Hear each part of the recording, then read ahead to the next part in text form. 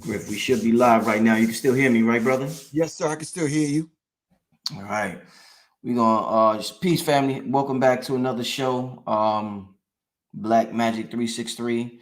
Back in the day, I used to say UGR Productions. It's still UGR, but this was back in like 2015 when me and Griff we would do the radio show. And I would just release the audio on YouTube, man. I know a lot of people remember us from back in the day, man, in 2015 and stuff, man. Those are some powerful shows, Griff. Yeah, they were, man. It was really critical because it was kind of raw because I don't think we talked up until the time we supposed to do the show. So yeah. Which was cool because it was the element of realness, the passion was there. Not that it's not there now, it is, but back then it was just a different kind of vibe, man. Yes, indeed. It was definitely a real fun time in my life when we was doing those. Just preparing for the show was real fun for me. I used to spend a lot of time just preparing and going over and rehearsing certain questions. It was real, it was real fun, Griff. It was real fun time. Oh man. One of my best times on YouTube, hands down. One of my best times on YouTube, hands down. Families, welcome. I just want to allow everybody to join us. Let everybody know we are live. We're gonna have a great show, an important show. So let everybody know we are live now. Brother Rich and Professor Griff is in the building. All right, let me see what's going on in the chat. Yeah, we about to get started. Today I'm gonna take questions early from the family. I really want to get your opinion on this topic. So I'm gonna hit Griff with a few questions, and then I'm gonna get into questions from the family because I really want to see what y'all got to say about this issue right here that we are discussing. With that being said, let me get to a few ads. Let's go to this quick commercial, and then we're gonna be right back. All right, family? All right. First and foremost, family, I gotta shout out one of the best numerologists in the world, King Simon. Text him your name and date of birth for your full numeration consultation. The brother's also having a private online classes celebration, celebrating his 26th anniversary. Dr. Valentine, Lloyd Strayhorn, Blue Pill, Mama Ella. I gotta put that flyer up there again because it went by fast. But shout out to Billy Carson, Orisho Shooting, and everybody else that's part of the Manifest Destiny 2022 virtual retreat. Also, all right, family. So we got a lot of things coming up, a lot of important things that's going to be beneficial for the family. Also, I also want to shout out. Y'all know I got in the description. I got the link to the workshop I got coming up on the Metaverse, NFTs, and DeFi. I just want to show y'all a book I got from Barnes & Noble today. I'm better at Griff. I'm better at physical books than I am at reading online. Yeah, I am also. Yeah, I process the information. It hits me harder. It hits my core. So I'm really I got to get up on the NFT game, y'all. I made, Griff, this past year, Griff, I made a good amount of money with crypto. And with the last 365 days of the past year, I did pretty good. Yeah, I did pretty good with crypto. Pretty good. So I wrestled with trying to trust it, understand it. And I tried to, I'm just a slow learner. You understand what I'm saying? Maybe it has a lot to do with the trust factor. Indeed. This brother that I'm doing a workshop with, he's pretty good. He's pretty solid. And I should give you, he's been helping a lot of brothers behind the scenes, like a lot of the teachers. So I definitely want you to connect with him. He helped Black Dot understand the cryptocurrency, the whole Urban X. Shout out to Urban X TV. He helped them understand it. But yeah, I didn't even read it yet, y'all. So I don't know if it's good or not. If any of y'all got this, y'all can tell me how it is. But I just got this in Barnes & Noble today. What is the NFT handbook? Yeah, handbook. How to buy, sell non-fungible tokens. That's what NFT stands for, non-fungible tokens. So I'm gonna get into this, and I'll probably do a show with the brother in the next couple of days, family. So I'll talk more about this in the next couple of days. All right. Right. With that being said, family, also make sure y'all. A lot of people don't get notifications. Make sure y'all text Rich to 646-760-7806 so you could be down with the notification squad. And whenever I go live, a lot of people will get notified because YouTube act funny. They got me on 294,000 subscribers for like a year now. I just can't. They won't let me get to that 300,000 for some reason. But they play all types of games with the algorithms with family. Make sure you're subscribed for notifications. Call that number. Text Rich to that number. All right. All right. Let me turn my phone off so I won't get interrupted. Griff, man, we got a powerful show tonight, my brother. Real powerful show. Okay. What we got in the works? Well, a lot of people, Biden's full of shit. It's not like we didn't know. Me and you didn't know that, right? But I mean, he just don't. He gives zero fucks. I mean, immediately when he got into office, he passed the Asian hate crime bill, and there's nothing wrong with that. Nobody should be committing hate crimes against anybody. But obviously, our history in this country of being the most targeted group in this country makes us think, well, what the hell happened to us? In fact, let me share this with y'all. Let me share this with y'all real quick. So, I mean, obviously, if this is on the internet, Biden knows FBI reports and FBI data. Hate crimes at its highest level in 12 years, they say. Look who they have on the picture there. Oh, a black man, 2 black men. So let me just read this real quick, family. Okay. The FBI reported last week, this was published in September 9th, 2021.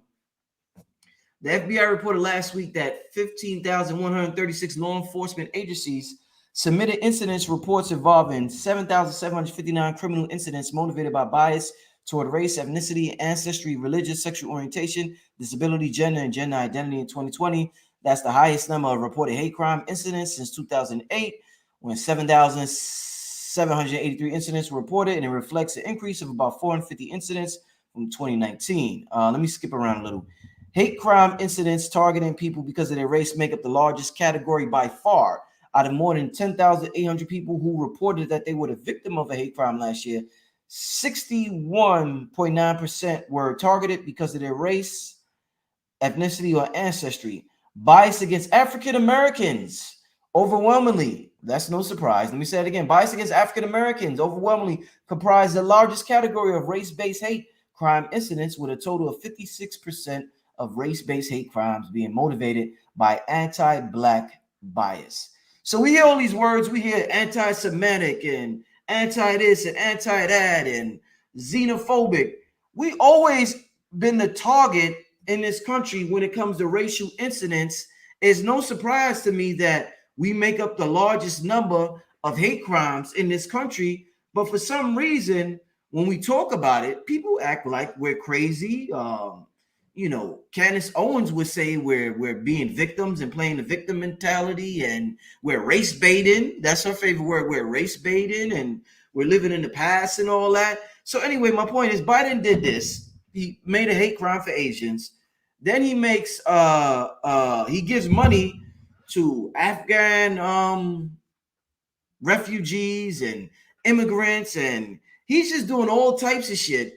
LGBT laws. He's doing shit for every group but African Americans. When the vice president, what's her name? What's the vice president name, Griff? What's her name? Oh, Kamala. When she was asked, at her famous interview, she said, "No, I'm not doing nothing specifically for black people." No, you seen the interview, right, Griff? I saw it. Yeah. So this is a trend. This is not nothing new. We're not surprised. And we just want to know, why does it seem like the country, we hear about the immigrants getting loans to start businesses. We hear about a lot of incentives they get when they come over here and they open up shop. People say, well, why y'all don't open up shop? It's way easier for them to open up shop in our community than it is for us. A lot of things they get, and a lot of things that we're not aware of that immigrants get that, has us thinking, why the hell they go so hard for them? And we've been here, we built the country. So that's the reason for the show, Griff. Not only Biden, he's the latest sucker out there, the do sucker shit. Mm-hmm. But why does it seem that the U.S. why does the U.S. treat immigrants so much better than the people that actually built the country, Professor Griff? Let's start out general, and then let's start out very, very, very general. I think to answer that question very directly, they don't look at black people in America as immigrants. They look at us as what they've created. All right, something lower than humans, lower on the level of beasts and animals, written in their own documents, repeated on the Senate floor. All right, by Henry Berry and a few other House of Delegates, talking about if we would take it one step further, they would be on the level of beasts. Any avenues of light was closed off to the slave's mind. If they said they'd take it one step further, we would be on the level of beasts. But let's keep this in mind, and let's be very, very, very, very clear. They've always done this from the outstart. They've always separated children. They've always separated fathers. They've always separated and broke up families. All right. And to this day, they never even wanted to come behind the discussion to set in motion a program like they're doing now for the Asians, for the Afghans, and for the illegal aliens and immigrants that are coming over the border. They've never set these kind of programs up for Black people. And you're right. It's almost written in the script. If you want to take office and you want to serve the American people, it almost seems like you have to speak against the reunification of Black people. Notice the word reunification is coming up when it comes to these illegal aliens getting $450,000. All right, there's several programs that are in place, which we're going to get into. But for right now, this has always been the agenda. Keep the Black family separated, and then set up laws and enact legislation and written laws and unwritten laws and roadblocks so that we would never, ever get our footing in America so we could be successful in America. Never. And then to top it all off, they even get some of our own that look like us, speak against us so that we would never, ever understand the plight of our own people here in America. And then we have some confused Negroes that have YouTube channels that want to confuse the issue a lot deeper by saying, well, there's only a few of us that was even brought into slavery. Wow. So then it confuses the issue even more. Then we got bootlegging Negroes that come along and say, well, we really don't need reparations. There's no reason to give Black people reparations. What do they need money for? When we talk about reparations, we're talking about the idea of repairing broken human beings, stolen human beings. We're talking about going back after all the riches and the treasures and the gold and the souls of Black folks that have been torn apart to repair that. Is that going to take money? Yes, it is. Is that going to take years and years? Yes, it is. Is that going to take resources? Yes, it is. Are people going to be uncomfortable? Yes, they will. But Black people have been uncomfortable for a long, long time. And we need to understand that. Plain and simple. Why do you think when the whole ADOS, I want to say that right, thing popped off, ADOS, and the conversation of reparations resurfaced, I think it was about 2 years ago. Why do you think so many people went crazy in terms of they were triggered by the idea of Black American, so-called Black Americans? Because I know a lot of my people get offended because of that word Black. You know, they want us to call ourselves Moors, and there's just several things. And I'm saying Black for the purpose of everybody understanding what we're talking about. And I respect, you know, the Moorish brothers and sisters out there doing what they do. And I understand what the point that they are making. But in the context of what I'm talking about, it seems as though when Black Americans brought up the conversation of reparations about 2 years ago again, and it got some steam and some, you know, it got some steam and momentum, a lot of Black immigrants got offended and called it divisive. So, you know, it's weird because, you know, we ask for reparations, we're divisive. We say we don't want police brutality. Then they say we hate police.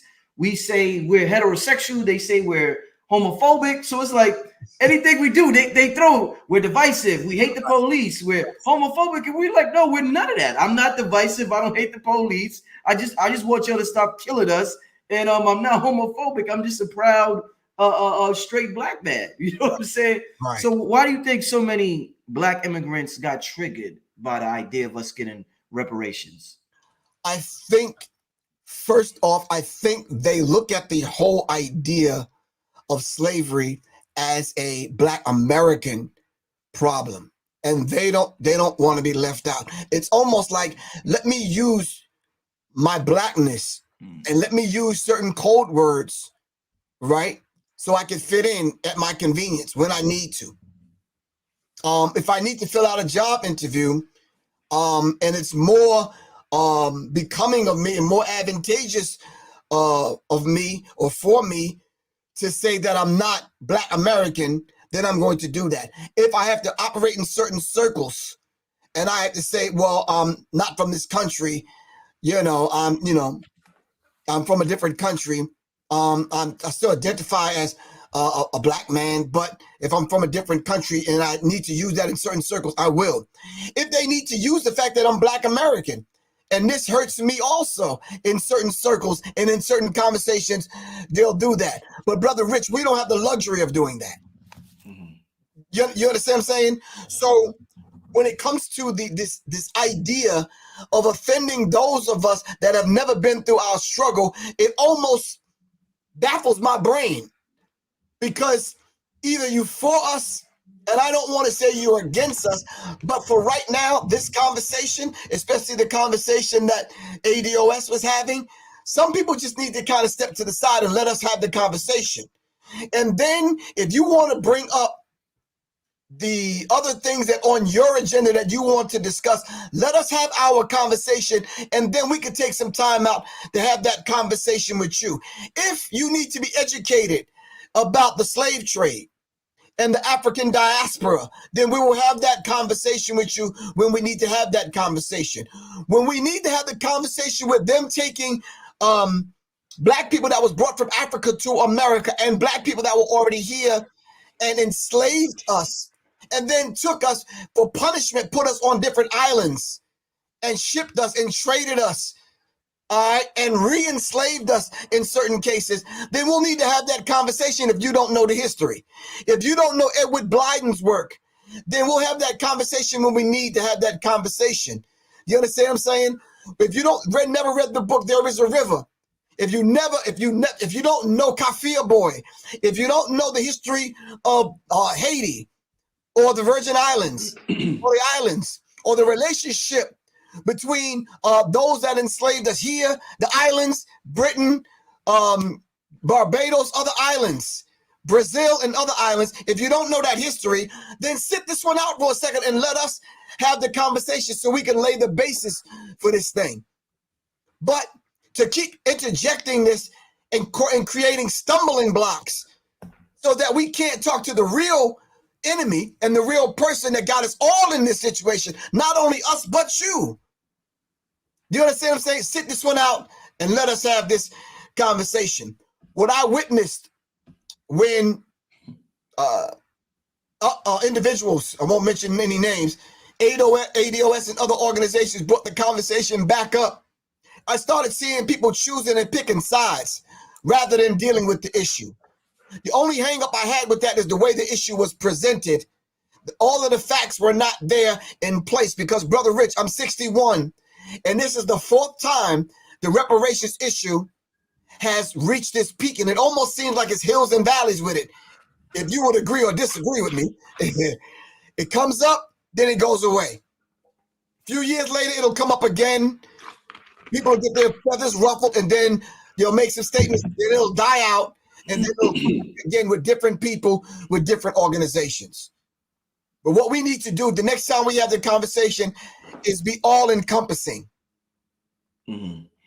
Do you think, I've heard brothers say before that they will never allow a Black president, but you see how they had Obama in there and they got Kamala in there. They're not, what people will call foundational Black Americans, as Tariq would say. Do you think there's like some conspiracy not to let a nigga from America in there, but they'll let a black immigrant in there? Do you see any connection? Yeah. Why is that? Right. And I think those individuals that I heard that conversation, and they're absolutely correct. They're not going to let a real foundational Black person that no one understands what's going on ever sit in that particular seat. And the question deeper than that, Brother Rich, is why would we want to? if we thought it was going to change some things, then I'm the first one to cheer it on. But it won't. Because everyone that we thought that was on our side, whether they played the trumpet or they did whatever, we never got anything from it. It almost seems like we vote and then we vote for what? And then voting comes back around again, which is about to come around in a few years. And you and I and other people will ask the same question. Like, you're voting, and what is your vote actually going to mean? If you're not going to galvanize your people into voter blocks and organizations that's going to put the pressure on those that you're voting for. It almost seems like we vote, they get in office, and then they do us in. And then they'll outright say to our faces, no, I'm not really going to do anything specifically for Black people. For Kamala Harris and Barack Hussein Obama to say this to our faces, it's almost like a spit in our face, because you obviously and openly do things for other groups of people. You openly say what you're going to do for Israel. You openly said what you was going to do for the Afghans, all right, who you put on flights to come here. All right, you openly said what you're going to do this time around with the immigrants crossing back over the border to reclaim what was theirs any your daggone way. Do you understand what I'm saying? You openly said what you're going to do for them in the tune of $400,000 per individual, almost $1 million per family. Wow. Openly say what you're going to do. But when it comes to Black people, you always set up opposition. But the worst thing about that is they get someone that look like us to set up the opposition and be the face of it. Griff, I want to let the people know before we forget, because we rolling, and I know the comment section, I know people are some people are triggered. Like I said, people get triggered. And some people are very happy that we're having this conversation. So it's definitely an important conversation. So I want to share this real quick with the family. I know you got, what you do is important with the self-defense, Griff. We just brought up the statistics that we're the #1 target for hate crimes. But let the people know about your firearm safety training classes, my brother. Well, real quick, Brother Rich, I've noticed being a firearms instructor and training people here in Atlanta, there's a lot of our brothers, man, they got the F word over their shoulder. You understand what I'm saying? They've been through the system. They're not allowed to own, to keep, to store firearms. And I understand that dynamic. There's absolutely nothing wrong with you being online to learn. Do you understand what I'm saying? In case the ish hit the fan. Do you understand what I'm saying? Women, the statistics and the crime rate, especially here in Atlanta, has risen. So it's nothing wrong with you, because women own firearms. The statistics for the last 3 years, 5.6 million firearms were purchased mainly by women. And then when you break down the demographic of women that purchase firearms, it's Black women owning firearms and joining Black gun clubs. But where is the education aspect? Where is knowing and understanding the reciprocity law, knowing and understanding the Castle Doctrine, stand your ground for your particular state, knowing and understanding the legalities to be a responsible firearms owner? Where is that training happening at? I applaud the brothers and sisters that are out there having these classes. But I'm saying to you, in order for us to reach a lot more, we have to get online, reach our people, and educate our people. So I'm doing some online training classes. And then I'm going to meet with people offline, in person, to actually walk them through and build them from the ground up. And we're going to go to the range and make it happen. So it's online classes starting 2022. I'd like for people to text me at 678-557-2919, or just scan the QR code on the screen, or just email me at seriousmindsinfo@gmail.com. It's best to text me at 678-557-2919 and let me know whether or not if you want to participate in these online classes, and then we can schedule me coming to your particular city, and let's go to the range, whether it's indoor range, outdoor range, and let's go make it happen. All right? We have a right to self-defense. Yes. You understand? Yes. This is what the Deacons of Defense said. This is what the Black Panther Party said. All right, this is what the Nation of Islam says. This is what any Black organization and group says. We have a right to defend ourselves. The 2A movement is on, which is the Second Amendment movement is on. All right. If you are a responsible person, all right, without the F word over your head, then come on, let's join forces and get some training. And if you do have the F word on your back, we can take care of that. But you need to know the law in every city. And that's what I plan to educate people on, Brother Rich. Indeed. I love when I have people on my show. Everybody does what they do. They do what they do. This is what you do, brother. You've been in the martial arts pretty much your whole life. This is your specialty right there. Right. So, I was telling people the other day, like the brother I'm doing a workshop with, crypto, that's his thing right there. Right. Dr. Valentine, metaphysics, that's his thing right there. So I'm just glad that I'm able to bring people that specialize in different fields. And I tell people all the time, family, whatever resonates with you, sign up, do what you got to do to learn more. Exactly. But deep down inside what resonates with you, family. And obviously this is something that should resonate with all of us in this day and age. Right. So shout out to you and what you do, my brother. Much success to that. And I'm look forward to signing up myself, my brother. So thanks. I really appreciate that, Brother Rich, because it's vitally necessary, man. Listen, family, at this time, I want to thank everybody. We got about 1,000 people in the chat room. I want to thank everybody. We probably got about 30 more minutes on here. We're going to go for about an hour tonight. I want to get some questions early. I know y'all got a lot of questions. So start giving me, let me see what I say. Yeah, start giving me some questions in the chat room about this topic and about the U.S. government treating immigrants, if you feel that way, better than Black Americans. That is the topic at hand, with Joe Biden doing all the dirty shit he's doing and ignoring what so-called Black Americans are asking for. You remember when he was on the Breakfast Club, he told us if we don't vote for him, we not Black. We're not Black, right? The shit that the Democrats get away with, Griff. Oh my God, man. Yeah. It's crazy, Griff. It's really crazy. And we need to understand every administration has done these things to us, whether they Democrats or Republicans. And I don't see how any sane, conscious individual that look like you and I can fall in the ranks of either one. I just can't understand it, man. I truly don't. But then again, I do. It falls under the guise of the psychology of self-hatred. And to a degree, it's almost like they have said to themselves, I am going to survive this as an individual. And if I need to join the club, take the oath, take the poke, do whatever I need to do, I'm going to survive. And that's what they do, regardless. And it's very self-centered and selfish. You understand what I'm saying? Because in most cases, if we come out of it and we thrive, and we get land that we can call our own, and we establish our own government, those are going to be the first individuals that want to join the club. And then we're going to look at your track record and we go like, nah, you good. Step to the back of the line. Because there's 2 million of us in prison, Brother Rich. Who's going to speak up for them? Who's going to advocate for them? A minute ago, it was trendy for the Beyoncés and Jay-Z's and the Kim Kardashians to do this prison reform thing. You don't even hear about that now. What happened to all of those programs to go back into the prisons to give our brothers and sisters some life and to help them see their way out of that situation, whether they got to survive in or when they come out? You don't even hear that conversation anymore. So they're the same people, the Democrats or the Republicans. The Republicrats, I call them. 2 wings of the same damn bird. And we need to understand that.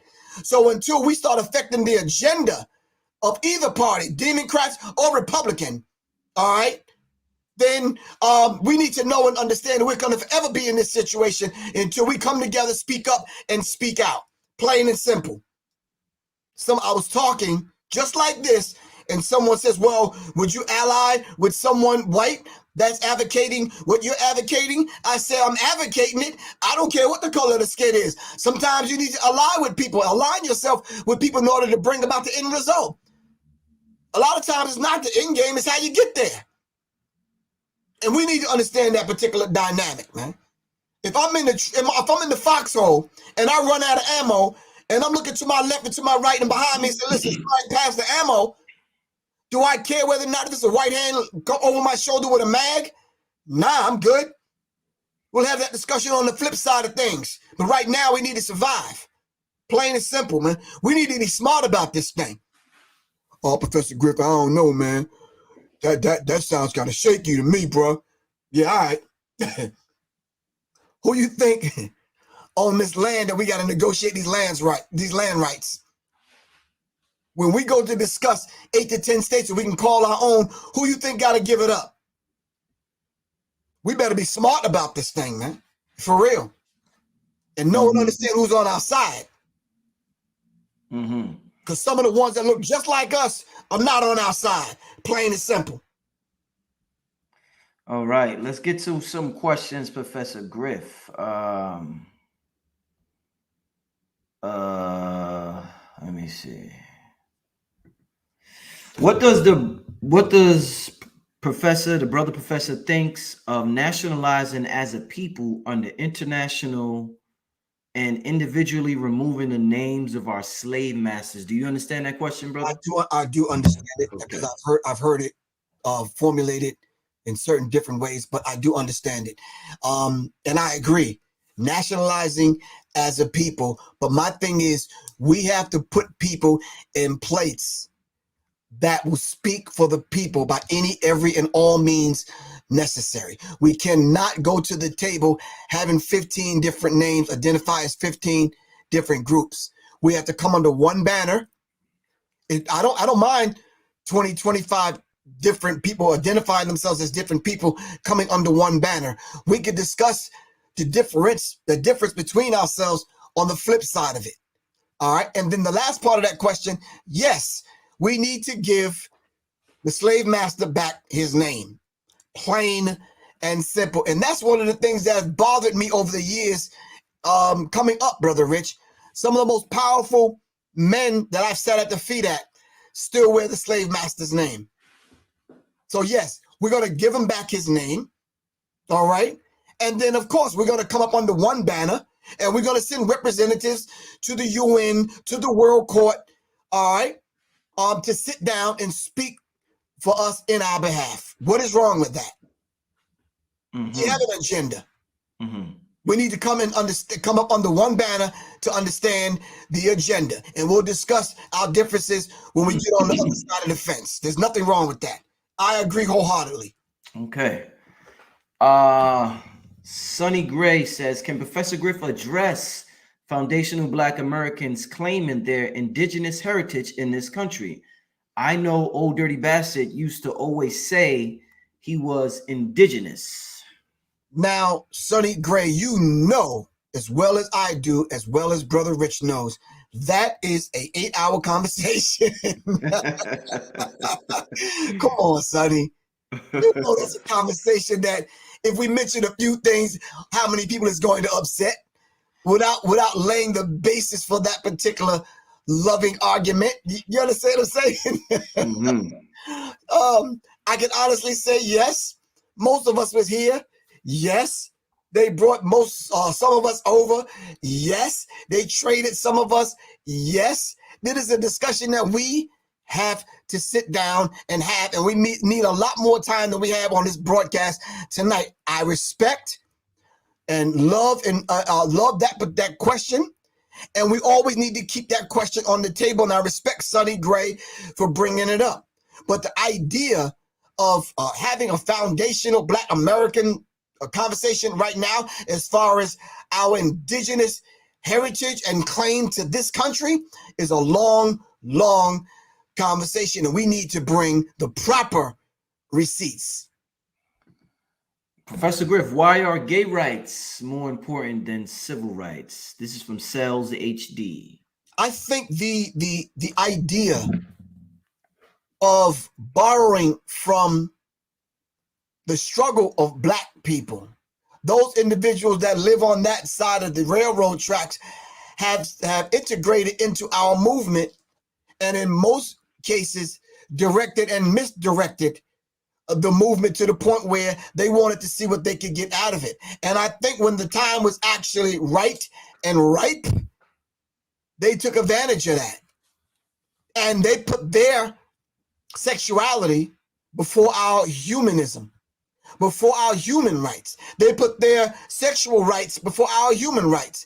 The fact that we need to survive as human beings on this earth by any, every, and all means necessary became a secondary issue to their sexual rights.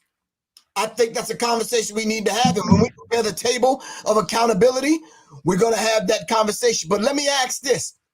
You ask, why are gay rights more important than civil rights? But more important to whom is the question. More important to who? Because they're not more important to me. Are you saying, are you asking the question, are they more important to those of us that we've elected and voted for to look out for our rights, to put certain rights in place to look out for black people, and they chose those rights over black people's rights? That's a question, and that's a question that I'm asking. More important to whom? And then we need to ask ourselves, is it more important to you? Because my thing is, I don't ever want to know what you're doing in your bedroom. I'm not concerned with what you're doing in your bedroom and who you're doing it with. Plain and simple. All right. If you identify as that, and I didn't get the in-office memo. I don't want to be beat upside the head because I may not agree with that particular agenda. You have your agenda. Don't curse me and put stumbling blocks in my way because I choose to be like Brother Rich, strong, black, straight man who loves black, one more time, black women. There's nothing wrong with that. Do I need to yell that from the mountaintop? No, I live that every day, Brother Rich. But because I'm that, I don't need to bash anyone else. That's not straight. That's not black. That don't like black women. Y'all do your thing. Don't stop me from doing mine, though. Right. I definitely agree with you, my brother. Do your thing, but I'm definitely going to do my thing. Exactly. Let's get to, I'm trying to find a question. Family, while you wait, family, make sure you thumbs up the video. Also, family, make sure you show support. Hit up the Cash App, show support if you definitely appreciate this show, if you're a fan of this show, and if you're a fan of what me and Griff has been doing over the last 6-7 years, bringing information to the people. Yo, check this All out. Right? Someone asked me, I was just checking my phone. Someone says, Brother Griff, quick question. Are you getting prepared for a zombie apocalypse? Oh, shit. And I know that zombie apocalypse is a trigger word for some people, but no one understands what we're seeing in the streets right now. Mm-hmm. We're seeing people hitting and taking all kind of drugs, and it's actually turning them into zombies. Well, we're actually living in the zombie apocalypse right now, if you really, truly look at it. So the idea of getting ready, Brother Rich, do you remember several years ago I was having them preparedness talks? Yes, I remember. And I only had maybe 10, 15 people in the class. Mm-hmm. And people are kicking down my door right now. Yo, when you gonna have, we're gonna go back to the black pack. I need to know what to put in my back, my bug-out bag. I said, well, I gave them talks already. Yo, wouldn't come to the class. Mm-hmm. So what I think I need to do with this firearms training, Brother Rich, is incorporate stop the bleed, the first aid aspect of it. I need to incorporate the black pack. I need to incorporate your bug-out bag. I need to incorporate the preparedness kind of information inside of the firearm training. What you think? No, definitely, my brother, definitely. Because my thing is, it's happening right now as we speak, family. Mm-hmm. For real. Definitely, my brother. Definitely incorporate that. Let me ask you this now. Yu Haru says it doesn't matter what we call ourselves. What we need is unity. So the reason why I'm showing this is because I've seen several people in the comment section say we need to stop calling ourselves black. So that's one of the things you hear a lot over the years from the Morse brothers and sisters. So what do you think about the idea of getting rid of that name black and, and calling ourselves something else to get results? And this person right here says it doesn't matter what we call ourselves. What's your thought on that, Professor Griff? I agree. It does matter what we call ourselves, but under one banner, I say let's just agree to hold on what you call yourself. I'm gonna hold on what I call mine. I'm not getting rid of anything. I'm not asking you to get rid of anything. I'm just saying to you, let's hold on to that, but let's come up under one banner, right? Mm-hmm. And then we can have that other conversation on the flip side. For example, when racism, white supremacy moves, right? Mm-hmm. They may have their inner squabble, But when you see them, for example, the January 6th insurrection at the Capitol, could you tell who was Irish, Italian, Jewish, or whatever? No. Precisely my point.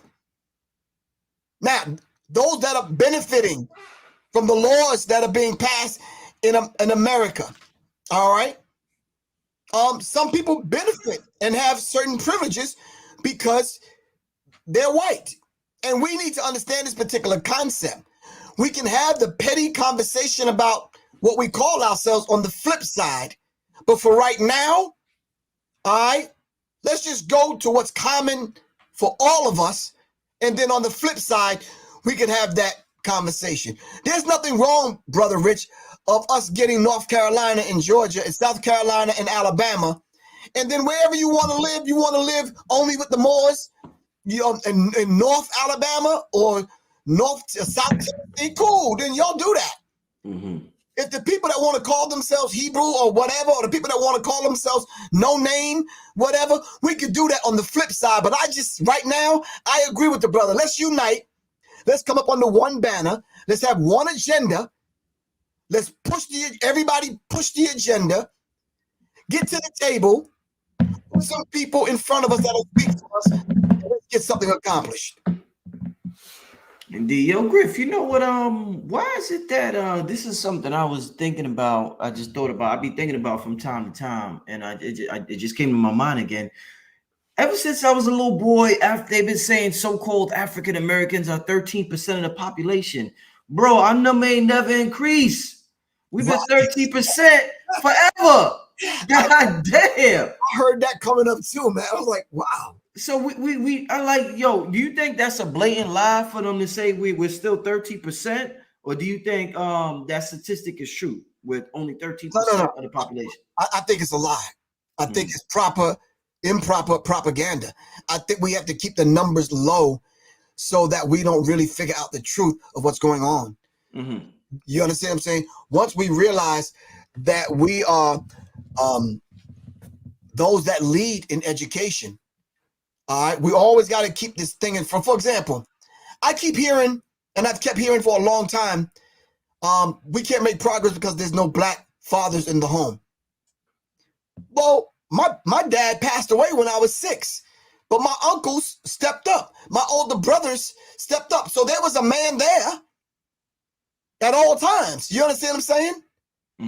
But we never asked the question, well, why isn't the father in the home? So we can put that to rest and we can move on. Something critical happened in Atlanta recently, in the Atlanta area. There were some brothers, Atlanta, I think, and in Alabama, and in Tennessee, and North Carolina also. There was fights going on in schools on certain levels, and black men stepped up to the plate and started coming up to the schools to support their sons to see what was going on. And it made a difference in these young men's lives. After school programs were set up in certain cases, and it changed these young men's lives.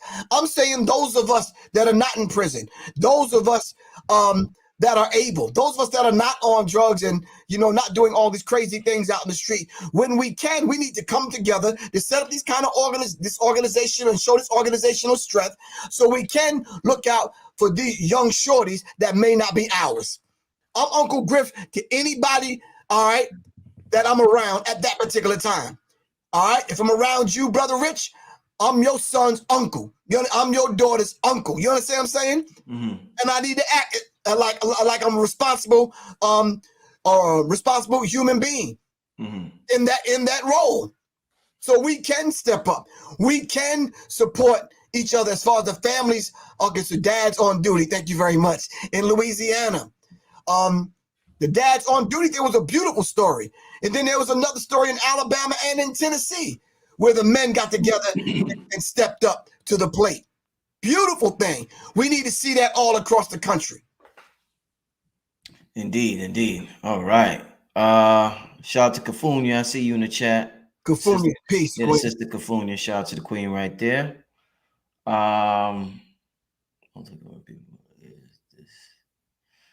I don't know if I understand this question. It says multicultural and people of color. Is this their code about us? Oh, I think are they saying the terms multicultural and then the other term people of color? Is this the code word that they use when they speak about us? Okay. Yeah. Well, that's the language of racism, white supremacy. Like, for example, redlining in that particular field was the code word that they used. For a long time, they said minority. Now I think they say other.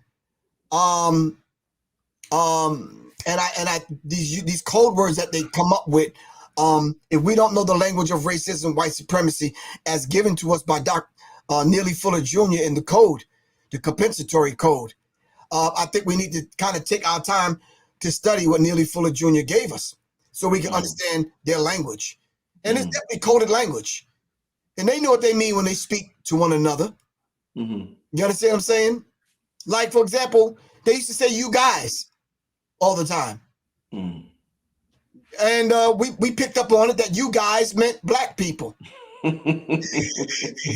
understand what I'm saying? Yeah. And then they have a nonverbal communication, Brother Rich, when they're with one another. What's that? What's the nonverbal communication? When they don't speak, but they give each other that look and that nod. And we know what they mean now, because we've spent time around enough of them to pick up on the nonverbal communication. We know what it means when you started talking about minorities and a section of the population talk, urban communities, impoverished communities. This is the language. In other words, they say niggas. Yeah, definitely. Yeah. So we know the language now. We've been around y'all long enough to know the language. Smiley Lundy says, why do you think we the people of America have the biggest influence in the world always and still? Because we're the gods and goddesses, man, of the planet, man. We the gods and goddesses, man. Black man, you looking at God. But I think what he's asking is why in America? Because there's blacks all over the world. But I guess what the brother's saying is why in America, he's saying, the black Americans have the biggest influence. I think because we are, when you look at us, you see everyone else in us. Even our people, in other places around the world, you still see us. The beautiful brothers and sisters that are coming up out of the continent that are genius. I looked that up the other day and I'm like, the top black children that are considered genius. And the young Africans were coming up at the top of the list as far as engineers and inventing things and genius, yes. But they still, when you still kind of look at them, they don't have the swag that young black children from here have. You understand what I'm saying? If I could use that terminology. It's just something about us here that the world keeps their finger on the pulse of black people here. It's just, who and what we are. You understand what I'm saying? Now, that conversation can go a lot deeper. And I can say, well, Elijah Muhammad said we're the tribe of Shabazz. And ask everyone now, the 10, 15 people I know with the last name Shabazz, they'll tell you. I could easily say and bring up a conversation and an argument and say, nah, you know something, because we the Moors. You understand what I'm saying? And stake that claim and have receipts and say, yeah, that's why. You understand what I'm saying? We can stake that claim. I could easily say that we the gods and goddesses, and yeah, we here in this part of the world because we was always here in this part of the world. Having the biggest influence, not only on this part of the world, but other places in the world. But that was a beautiful question. Thank you, Mr. Smiley Lundy. Smiley Lundy with the question. Yes, shout out to Little Goddess. Make sure everybody hit the like button if you have not already. Yo, little Goddess is phenomenal, man. She do some work, bro. Yeah. She stay on her. She do her joint. Yeah. She got a work ethic that's way beyond my pay grade. Oh man. Her Johnny Taylor and Quan. I'm like, they work, bro, for real. Indeed. Let's see. Let's get to a couple of more questions. Jules said y'all skipped my question. Yeah, I didn't, if your question didn't get answered, post it again, Jules. When I look at the chat, I can't look at it all the time because I'm paying attention to Griff, but just repost it. And let me say something, Brother Rich. Yeah. I wrote down earlier that Trump is the one that set this thing in motion, that Biden administration having to deal with paying these people $450,000 per individual and almost up to $900,000 per family. Trump had set that in motion with his zero tolerance policy. But yet the weight of it has to fall on the current president, and we understand that. We need lawyers that's bold enough to speak up for Black people. Because but a lot of them up in those spaces are not trying to even be Black. So they don't think it's advantageous to speak up for Black people. The Physicians for Human Rights group basically said that these are tort cases and they have to handle each case for 1,000 families that have been separated and children have been taken from the families. Families have been broken up. It's 1,000 of those cases. Well, I want to say to the world right now, all right, it's over 300 million cases of Black families being broken up. What happened to the reunification of Black families coming back together? It was the American Academy of Pediatrics, I believe, it called it government-sanctioned child abuse. Well, what do you call what we went through? The castrations, the separating of families, all right? The buck breaking that went on, stealing the riches and the natural resources from Africa, all right? Ripping the souls of Black folks apart, all right? The whole idea of incest, having us go into our relatives just to produce more slaves, all right? The whole dynamic of what slavery did to us, all right? One gentleman said, this is one of the most shameful chapters in American history is what's happening now to the immigrants. Wow, for real? For real. And slavery wasn't? And what's going on now with Black people isn't? Come on, man, miss me with that, for real. So the whole idea of torture, the whole idea of compensation, the whole idea of government-sanctioned child abuse, the whole idea of the reunification of Black families coming back together. Something I experienced early on when I was in my 20s, Brother Rich, meeting this young lady who I thought was cute. I tried to like her at one time. Come to find out, she was a damn distant cousin of mine. Yeah. I was like, wow. Can you imagine how many times that's happened to us? Yeah. Because of what happened to us during the Middle Passage and what happened to us during slavery. It's ugly, man. Cause I said so. Say shout out to the lovely and divine wives of these brothers who keep them lifting and strong. I want to shout out my beautiful wife, Soleil. Thank you, Soleil. Really appreciate you, love, for doing what you do and having them women circles in and outside of the country. Thank you for taking the women to Tulum. Thank you for taking on your way to Hawaii.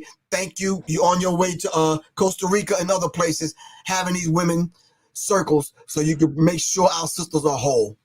Brothers, we need to get y'all outside the country so we can talk, bro. We need to get together without the sisters around, all right? So we can truly show love for one another. And if we need to cry, shit, cry, all right? If we need to rest around in the damn mud, let's do that. If we need to sit, pray, meditate, whatever we need to do, have hard line discussions, then let's do that, man. But brothers, we need a retreat of our own. For real. Let's make it happen. Indeed. I forgot to tell the people, shout out to my queen. I forgot to tell the people about make sure you check out the website, blackmagicuniversity.com.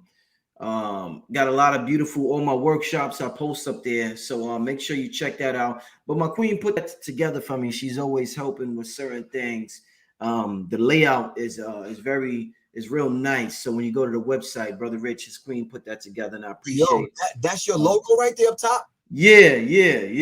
That's off the meat rack, man, for real. Yeah, thank you, my brother. Thank you, my brother. It's all this the different universal symbols that resonate with me the most. You know what I'm saying? The one in the upper right, that's actually the hieroglyph for Sirius, the Sirius star constellation. I noticed that. Yeah. You know, my son is named Sirius. So that's when y'all see that right there, the upper right, that logo, that's the Sirius star the hieroglyph for Sirius right there. Right. You know, so that resonates with me right there and all the symbols. But I'll get into the metaphysics of that in another show. But I had to give shout out to my queen for putting the website together. Make sure you can grab some of the old cryptocurrency and stock option workshops and the blue pill Kundalini workshops, and red pill got his workshops up there. And I'm working with educators all over the world. So I want to work with you, Griff, and get some of your workshops up there as well. You know what I'm saying? I got you. So we'll talk offline about that. Let's see what else the people are saying. Shout out to everybody in the chat. We probably got about 15 more minutes here, family. Then we're getting out of here. We got about 1,300 people in the chat. Shout out to all of y'all. Make sure you hit the like button, and also make sure you show support. Hit the Cash App up, $Black Magic 363. Griff, do you have a Cash App? What's your Cash App, my brother? The Cash App is $Professor Griff. That's $Professor Griff. And I truly, really appreciate you allowing me to mention that on your show, Brother Rich.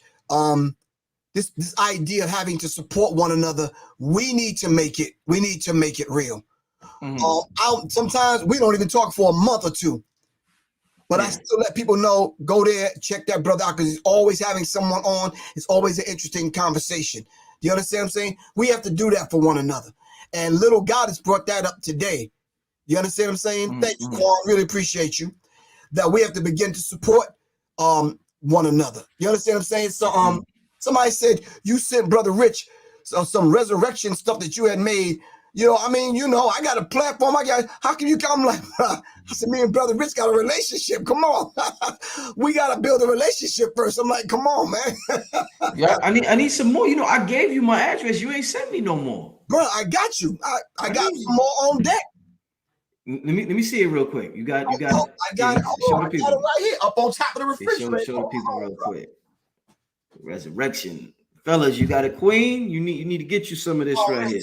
They don't even understand, bro, Rich. Yeah, you got a queen. The resurrection report. They can go to www.professorgriff.me. Go to my website.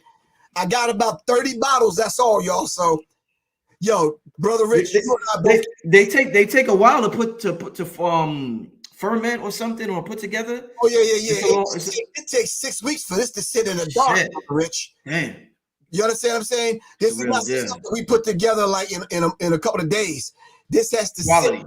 And my wife is a scientist in that lab, bro. Yeah. For real. She's a chemist. Oh, Soleil put those together. Yeah, Soleil put. Shout out to Soleil. I mean, she has an apothecary that's out of this world. I mean, she don't allow me to show anyone because that's a doctor's office. Yeah. But yeah, she puts it together, bro, for real. Shout out to Soleil with the formula. She got the formula, bro. She won't even give me the formula. Oh, man. Hey, that's how they do us, Griff. That's how they do us, man. But it's beautiful. It's a resurrection formula. And, bro, it really, really works. Seriously, bro. I wouldn't even say that. This works. Seriously. Indeed. All right, let's get to let me see. Hollow Vegeta says FBA ADOS BS, like we ain't been taking a beating all over the planet. Stop with the divisive garbage. I tell you, this same thing happens to me, Griff. Whenever I talk about racism, white people always tell me, oh yeah, it's divide and conquer. People get offended when you talk about your own form of oppression. I don't know if they feel guilty. I know white people probably feel guilty, but I don't understand why people get so triggered by FBA and ADOS, and they automatically it's divisive. I think because it's almost like, how dare you? Like, for example, with the critical race theory, it's almost like, how dare you remind us of what we did to you? Yeah, how dare you? And rather than them dealing with it, because it's part of their healing also, Brother Rich. So, and rather than deal with it, they rather make it a criminal offense and make it forbidden for you to even mention it in the classroom. Or in a minute, we can't even mention it on here. Because there's a list of things that we can't talk about on social media, right or wrong. Right. Critical race theory and FBA and ADOS is going to be some of the things that we can't discuss. For example, you will actually get in trouble right now if you start talking about reparations on a serious level. They'll probably shut the channel down. The whole idea of black people getting repaired and becoming whole again, that might be a criminal offense, man. You and I both have received strikes on our channels for talking about certain subjects. Am I right or wrong? You can't have it. You can't even have certain conversations because it just offends so many people. But how many times have we been offended, though? By all the conversations that they have openly in our faces. And it almost seems like, yeah, freedom of speech, but just watch what you say. You don't have freedom of speech. You can't even exercise that right. Because as soon as you start speaking freely, they censor you and punish you. Indeed. Definitely. Let's get to another question. Let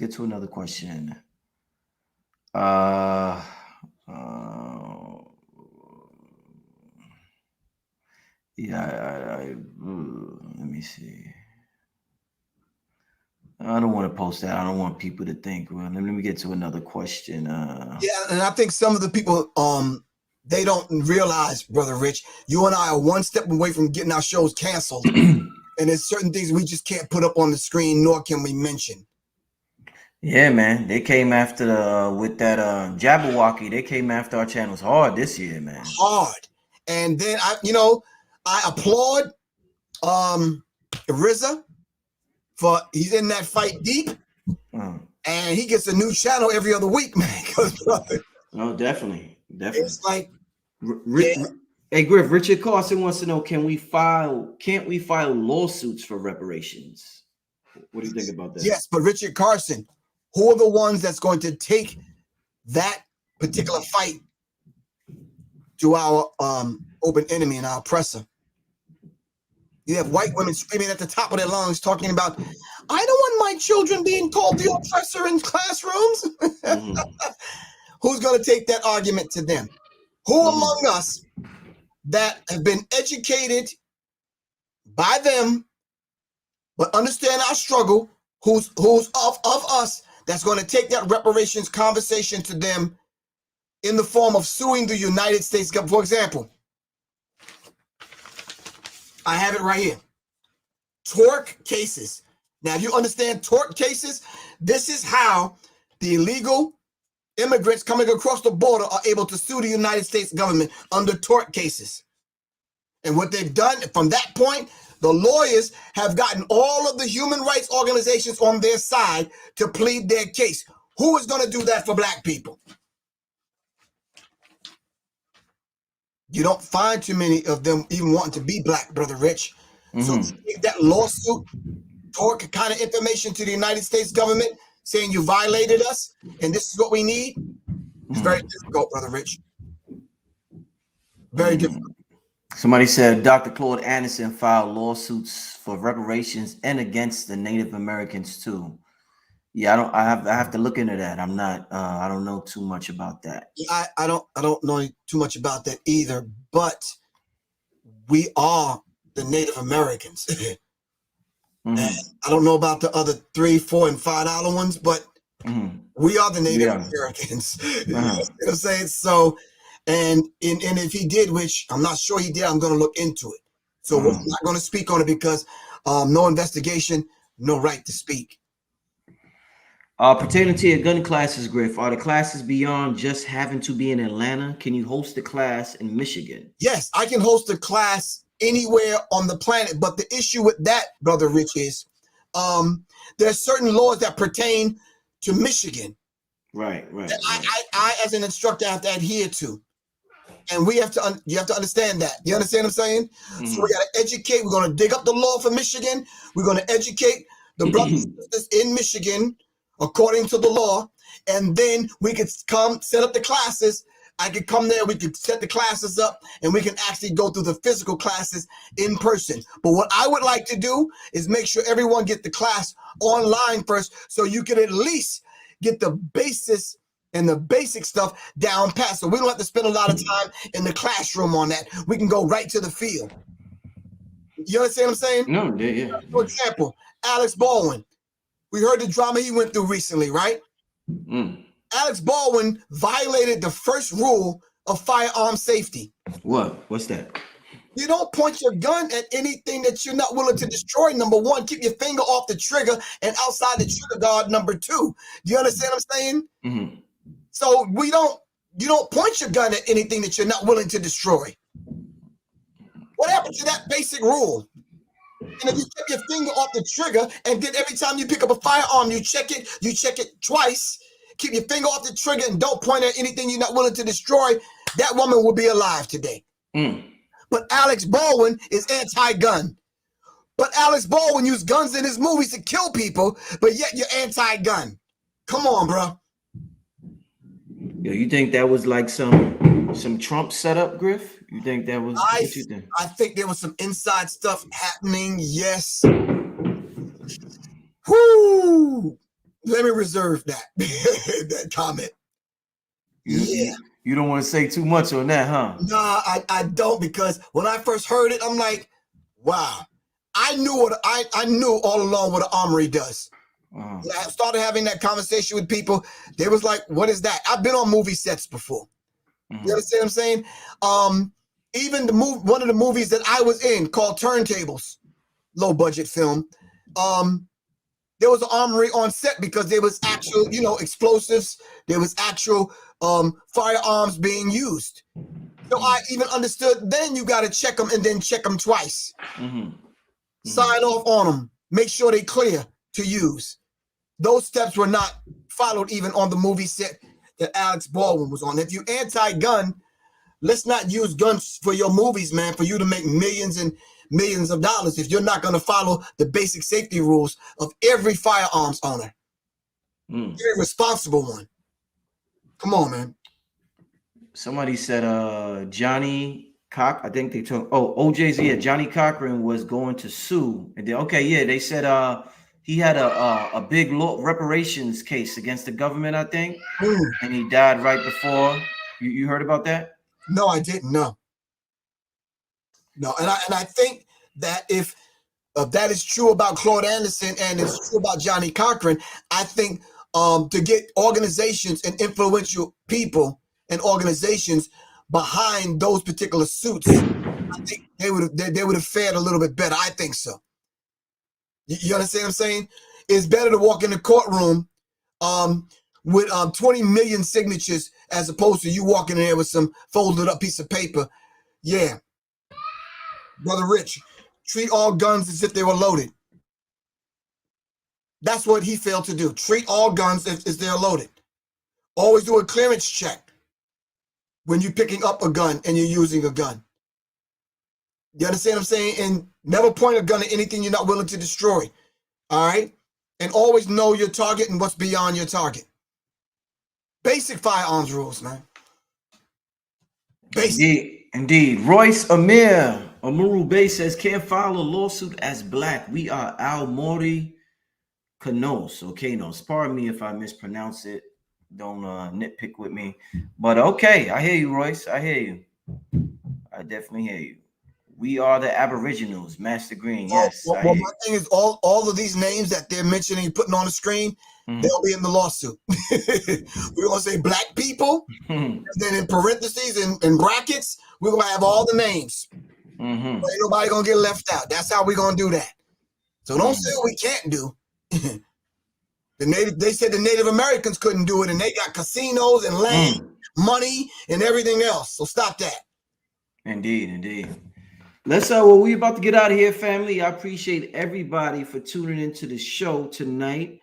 Let me just share with y'all one more time with my brother, Professor Griff. Let me put this up on the screen for y'all. My brother, this is what my brother does.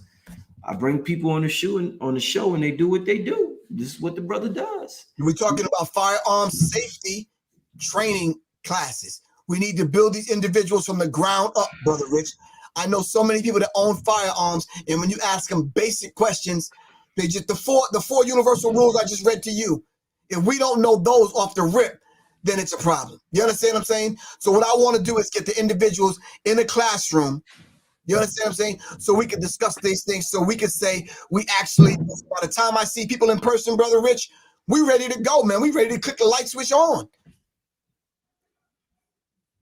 You understand what I'm saying? Yeah, definitely. We have to be able to articulate, Brother Rich, any defensive action that we need to take to defend ourselves. All right.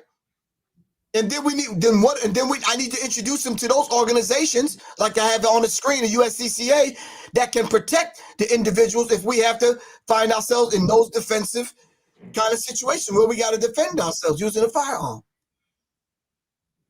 Indeed. All right. Shout out to North Carolina in the building. North Carolina, stand up. Yeah. Shout out to North Carolina in the building. Yeah, like I said, family, it's good to be back on the show with Professor Griff. Leave your contact information like you always do, my brother. All right. People can contact me directly. My phone number is 678-557-2919. That's 678-557-2919. Stay in touch with me and go to my website, www.professorgriff.me. I'm constantly putting up classes for firearms classes inside of Atlanta, Georgia, and outside. I'm on my way to South Carolina and North Carolina. So let's just make it happen, fam. Let's get together online. Someone says my grandmother said me Blackfoot. So I'm saying, so I'm saying I'm Blackfoot. Well, my family Blackfoot also, so I hear you.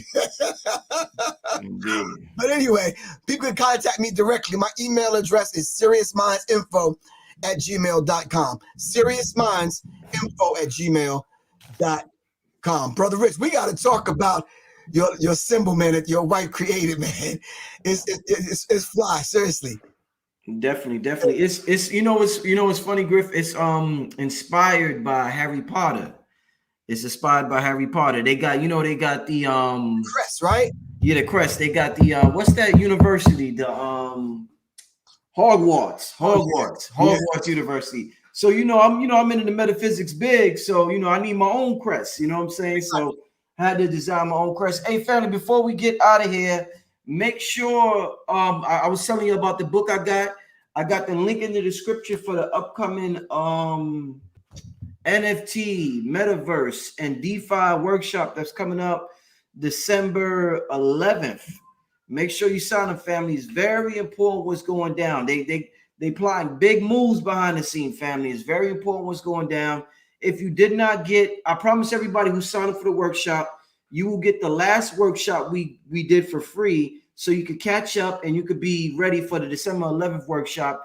If you signed up and you did not get that video as of yet, I sent everybody a video and an ebook, the puzzle ebook, and also the video, how to make money in a digital economy. If you did not get it, hit me up, email me, let me know. I'll send it to you. But as of now, I think everybody should have gotten the ebook as well as the video. Shout out! I almost forgot. Somebody just reminded me. I'll be forgetting. Shout out! Make sure you go to Barnes and Noble or Amazon. Get Kayla, Petey, in the Forest. You know this is my mother's book, Professor Griff. I didn't get it. Yeah, my mother. Before she passed away, she wrote books. See, I haven't talked to you in so long, brother. Before my mother passed away, she was a Montessori teacher. Oh, and okay. she used to write books, and she used to collaborate with my sister on some books back in the day. And before she passed away, this is one of the books she wrote, and my sister just published it. Oh, wow. So yeah, this is it right here, Griff. Make sure you cop that, Griff. Go to Amazon. Kayla, Petey, in the Forest. Kayla, Petey, and Kayla, Petey, and the Forest. Oh, Kayla. Okay. Yeah. I got to get the link back up working and going. Right. This is powerful, y'all. Beautiful, beautiful images for the family. Beautiful images. We're not used to seeing Black beauty in our books and on the TV and in our movies. So to see this majestic Black beauty, our children, it'll definitely benefit our children. Everybody that sees this deserves to see themselves in a divine, beautiful image. It's not about being racist or anything. Right. Everybody deserves to see themselves looking beautiful and looking divine. That's how we develop self-esteem. Right. So yeah, make sure y'all go to Amazon or something. Get this. Anybody you know with kids, family, make sure you get that Caleb Petey and the Forest. All right. I think we talked about everything. You gave the people all the information, right, Griff? Yes, I did. Like I told people, they can reach me at 678-557-2919. I'll give them all the information, man. I'd love to go down into Florida, Alabama, South, North Carolina, Tennessee. Let's get together. Let's make it happen. Listen, Brother Rich, I've met some beautiful people with some land, bro. With gun ranges that they said, look, come on, Griff, let's make it happen. I said, let me inform the people and let's make it happen. All right. But Brother Rich, 2022, me and my wife gonna do some things together. It's called Warriors in the Garden, man. What's that? Warriors in the Garden. We're gonna balance out the male and female, the masculine and the feminine. That's we're gonna do some martial arts and some yoga. Martial, that's it, yeah. You understand what I'm saying? And it's gonna be a beautiful thing. We're gonna do some sacred dance, and we're gonna do some firearm training. We're gonna balance this thing out with our people, bro. You understand what I'm saying? We want to see beautiful couples come out, because that's the foundation of community. Family, right. We want families to come out. So we're going to balance this thing out. So when you hear Warriors in the Garden, know that's us, and we're going to make some things happen, man. D, with that being said, family, I'll be back next week with Professor Griff. So stay tuned next week. We'll be back next week. Yep. We're going to hit y'all with a couple of shows the next couple of weeks. All right, family? With that being said, thank you to everybody who tuned in tonight. This is Brother Rich, Professor Griff. Peace, family. Peace.